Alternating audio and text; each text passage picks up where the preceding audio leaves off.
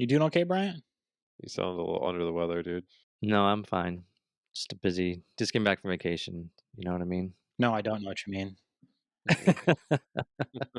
I feel like every time we see Bryant, we're like just blessed with his presence. I mean, like, oh, he's Bryant's back again. Like, Oh, guys, uh, I'm just so tired. Vacation was just, I was taking so uh, much vacation. I'm just so tired of vacation. Welcome to Plug In for More, brought to you by EVUniverse.com. EV Universe is your one stop shop for all things related to the electric vehicle.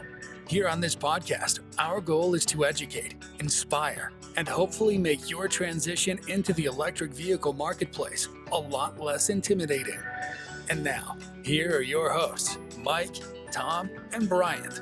guys, I'm excited to be back here recording with you again. We have a few things to talk about today for the podcast. And first, I want to hear about Bryant and his recent updates that he did for the EV6 with his 20,000 mile maintenance that he did. And also, did calling your wife out by name motivate her enough to listen to the podcast finally? I mean, it's a great question. I've asked her multiple times and she still has not listened. So, Renee Colley, if you are out there listening, please let me know. But I well, don't think she's she's listening. not. But she's not. So She's not. So, but she doesn't even care that we've got tens of thousands of listeners, and podcast is doing fabulous, and she doesn't care, and she just like no, like it's successful. Husband, I'm not going to listen to it. Exactly. I Mhm. mean, So we can maybe everybody there's actually a make should. fun of different her. Doesn't even matter. maybe She's there's not a gonna hear different it. medium that we should shame her in. I don't know. Oh, yeah, well, I Facebook. like that. Okay. I like that. So did your car brick? You get the updates done. What happened? Yeah, so I've owned my EV6 now for over a year. I have 22,000 miles on it, and I want to give a couple quick updates. So, one, there's some major software updates for the EV6 and the Hyundai Ioniq. There's an ICCU update. There is a map navigation update. There's a charging update. There's a parking brake update. There's a lot of updates. So I took my vehicle in. I was kind of nervous because I actually put this off for about a month, and I'll get to that in a quick second. But for the listeners out there that are new to EVs, one of the biggest mind shifts I've had is the only really maintenance you need on your EV for the first 50, 100,000 miles, besides replacing tires, is rotating your tires and taking in for software updates. It's not like my Dodge Ram or my other cars. We have to take them in and get oil changes and all these other things. So I'll talk about how much it's cost me to own an EV in 1 year in a quick second. But this one I was a little bit nervous because the Facebook forums and everything I'm reading online, there's a lot of problems after these updates, supposed problems after these updates, where your vehicle won't charge more than 7 kilowatt hours, which is very slow. It won't. It will continue to interrupt itself all night long and won't charge all night. It will have blank screens. So I was kind of nervous taking my vehicle in, but I was starting to feel like, you know what, I should probably do it now because I was on vacation, guys. If you can believe it, I was on vacation and I didn't need the Wait, car. wow! Congrats again. Thank you. You're welcome. And then also I don't have a road trip for another month, so it was a good time to take it in. And spoiler alert, nothing happened. I took videos of the charging before, the charging rate, 11.4 kilowatt hours, all this stuff. And sure enough, I got it updated in about 6 hours or so. Picked up the vehicle, charged it the next night, no problem. So the updates worked exactly the way they were supposed to. No breaking the vehicle, no charging interruptions, none of that stuff. So fingers crossed that maybe Kia has got it figured out. I'm not sure. Well, that's a good thing. Can we talk about how you had to go to the dealer to get your car updated versus other manufacturers that don't?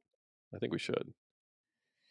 We should. I mean, to your point, minor updates Kia will do over whatever it's called. What's that thing called? O- Over over air. the Over the over air? the air. Yeah, That's over the air. yeah, That's like a fancy thing, right? yeah. But no, these Kias and Hyundais you have to take to the dealer for major updates, and it took them 6 hours to update it. So Yeah, I mean, and for Tesla owners and Rivian, they're just completely over the air. No, going into the dealership doesn't really matter what happens. You just, get those magic updates just sent to your car. And I think it really has to do with way that these like the Rivian and Tesla are made, everything is done in house, and so all the components are they're all talking to each other. They're on the same um, plan for updates and that sort of thing. And when you're looking at some of these OEMs, like the traditional legacy OEMs, they're they've got multiple different people making the computer chips versus the other components in the car. And so when you do an update, a lot of times you have to have like patchwork and stuff like that. And so you physically have to get a hold of the car.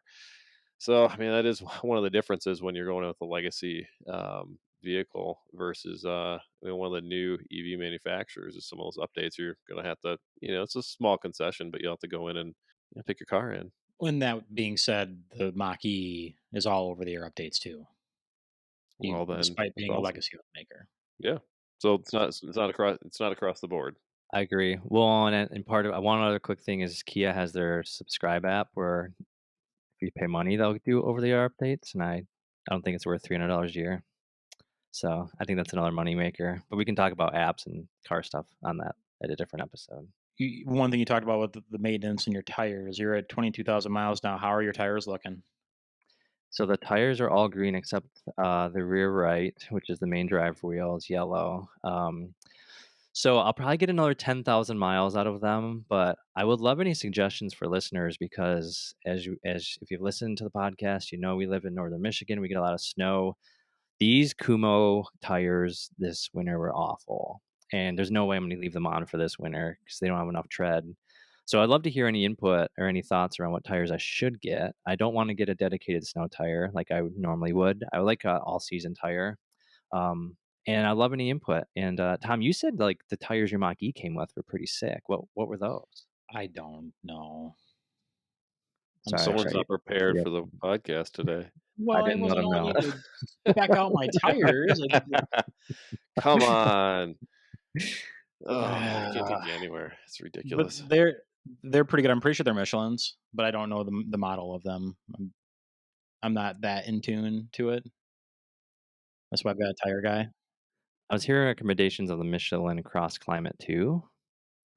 But I had those on the couple different cars over the last couple of years. They were awesome, but being in North Carolina, you don't really need to worry too much about snow. But I did take them to the mountains and actually up to Michigan in the winter twice, and yeah, they worked out really well. okay.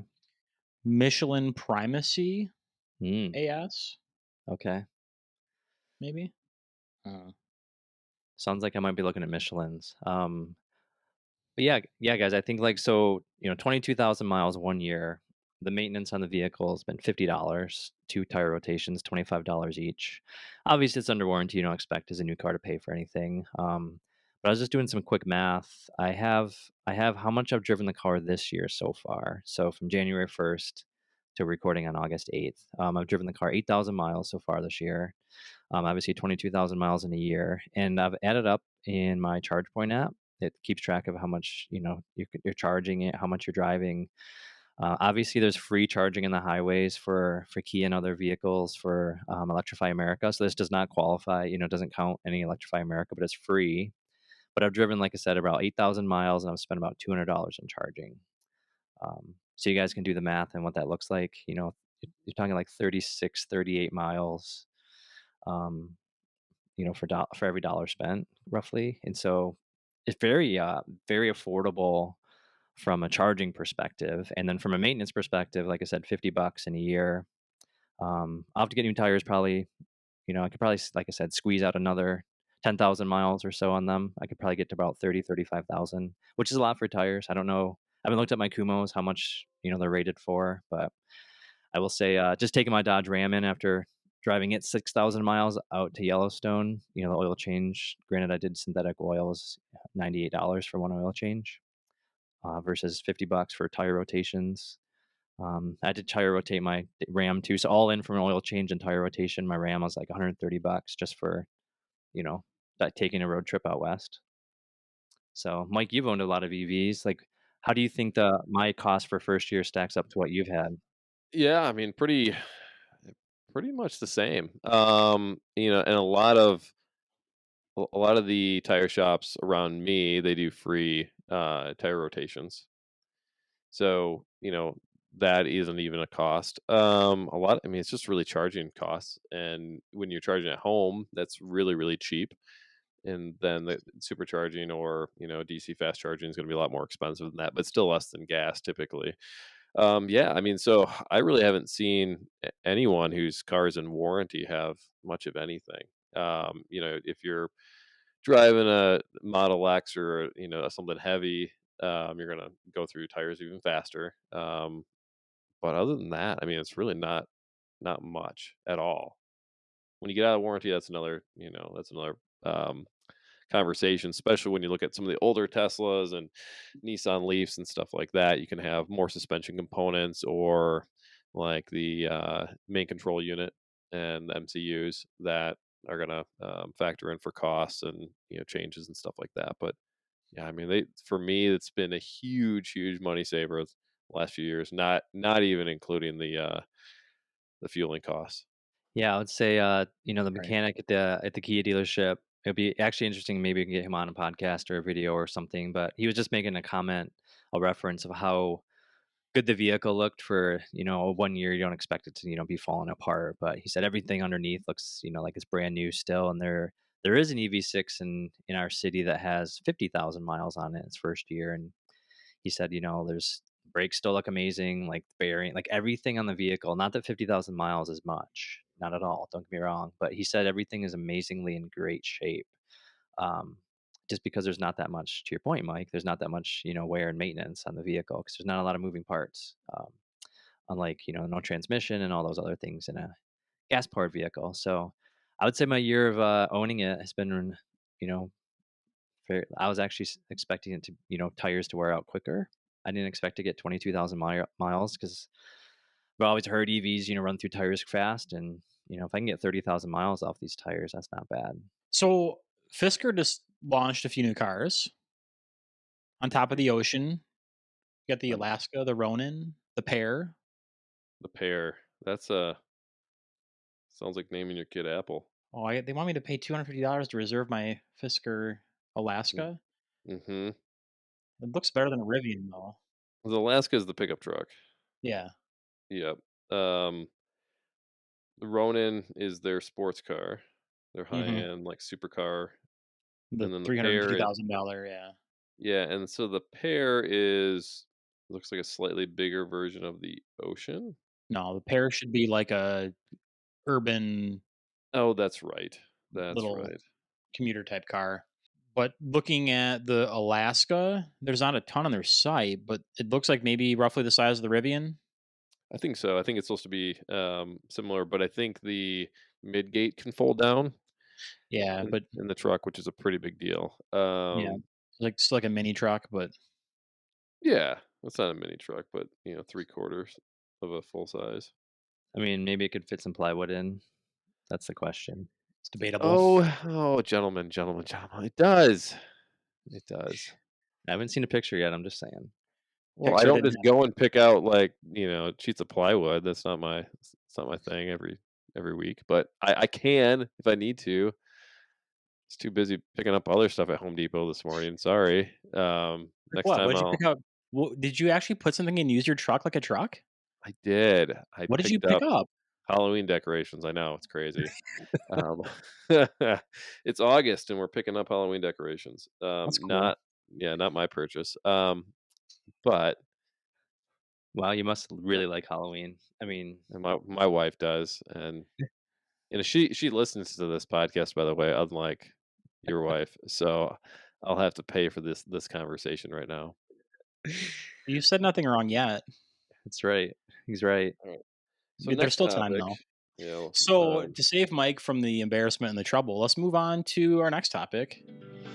You're listening to the Plug In for More podcast. If you're looking for information on electric vehicles components, or information on how to reduce your carbon footprint, look no further than evuniverse.com. evuniverse.com is your one-stop shop for all things related to electric vehicle. We want to talk about charging etiquette at a public charger. Just like a gas pump where you don't leave your car blocking the pump while you go in to pay for stuff. Like there's an etiquette to it, and I think as more people are becoming EV owners, we need to make sure that we're all on the same page for how we handle certain chargers and the etiquette surrounding them. And I think that's a good spot to start this conversation. Yeah. So first off, if you are not going to actively charge, do not park there. Find someplace else to go. Even if you have to walk a little bit further, a lot of people might be traveling. You never know who needs to use that charger. So if you're not going to be charging, don't park there. Plain and simple. It doesn't matter if you have an ICE car or an EV. Even if you have an EV, if you're not charging, don't be there. So to me, that's the number one thing. Number two, I would say no. What do you want, Tom? Don't- I was being aware of the how fast your car can charge. Exactly.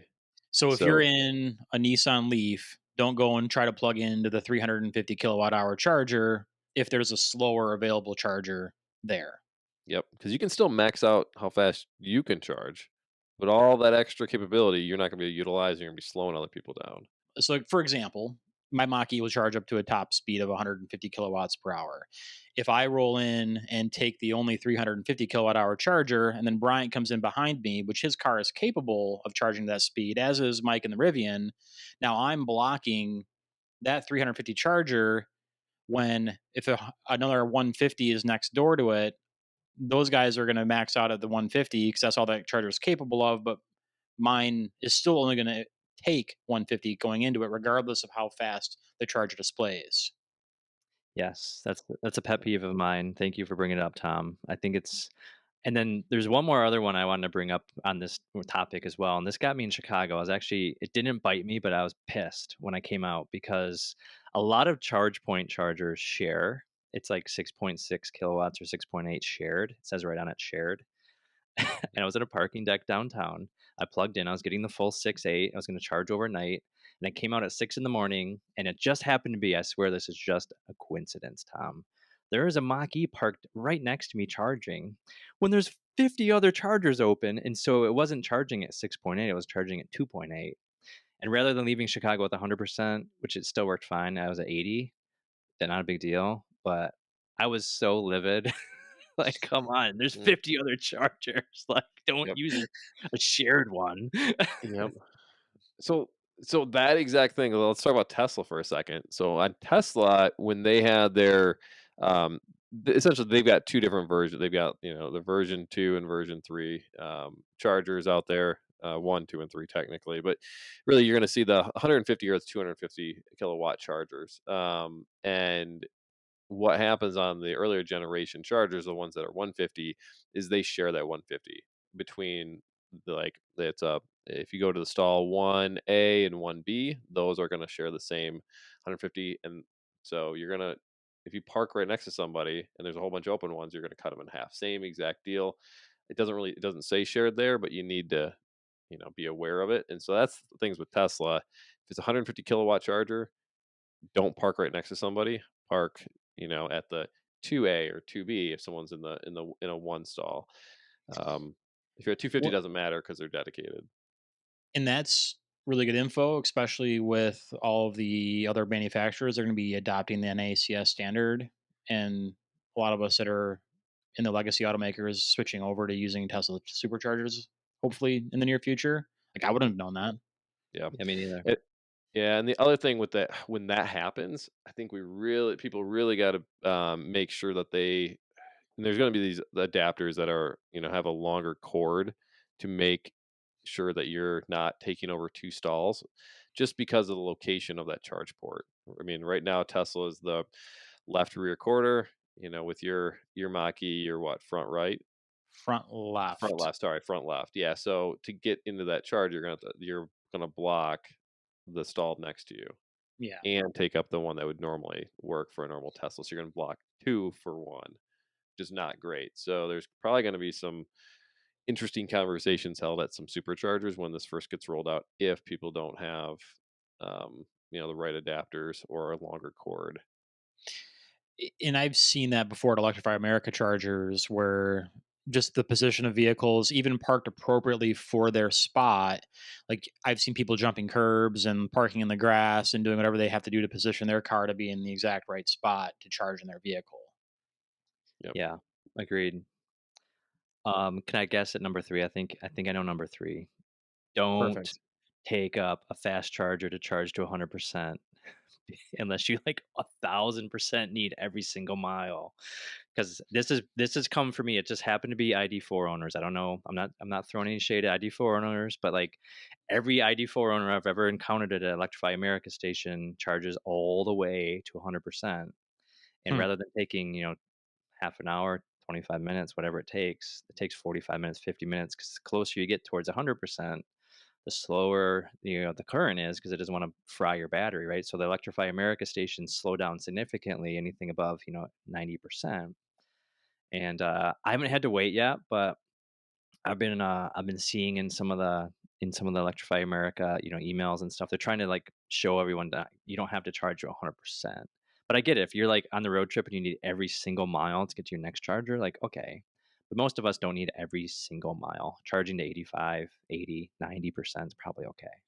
Yeah. I mean, and that talking about Tesla owners, at a lot of superchargers, they when they get busy, they max out at an 80% charge, and you can override it in some scenarios too, but it does block you so that you're not, you know, taking up extra space.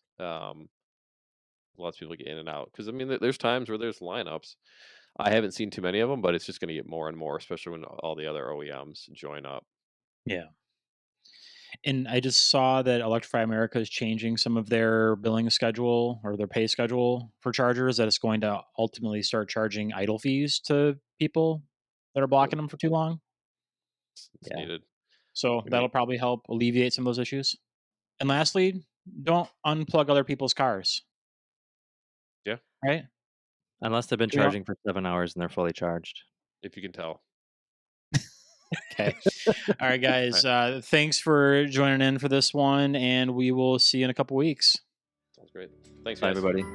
Thank you for listening to Plug In for More. Make sure you subscribe so you don't miss any future episodes. In the meantime, check out the one-stop EV marketplace, evuniverse.com. Until next time.